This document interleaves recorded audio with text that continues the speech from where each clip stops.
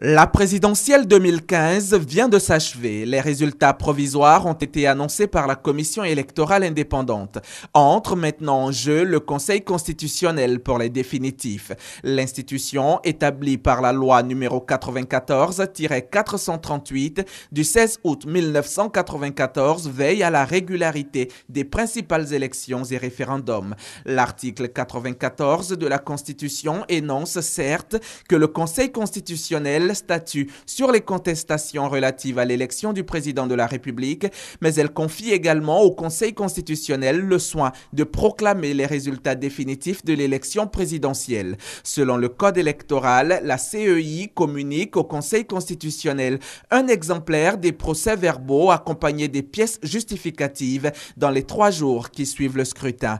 Puis, le Conseil est saisi par tout candidat par requête écrite adressée au président de l'institution dans le délai de 3 jours qui suit la clôture du scrutin.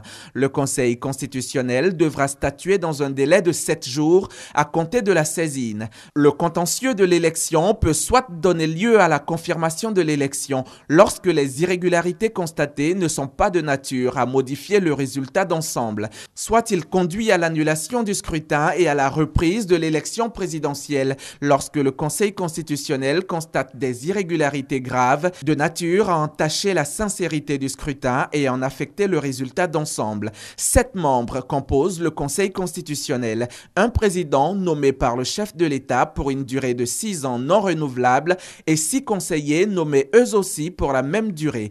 3 des conseillers sont désignés par le président de la République et 3 autres par le président de l'Assemblée nationale. Le Conseil constitutionnel n'est pas une juridiction suprême, mais une juridiction autonome prévue au titre 6 nouveau de la Constitution.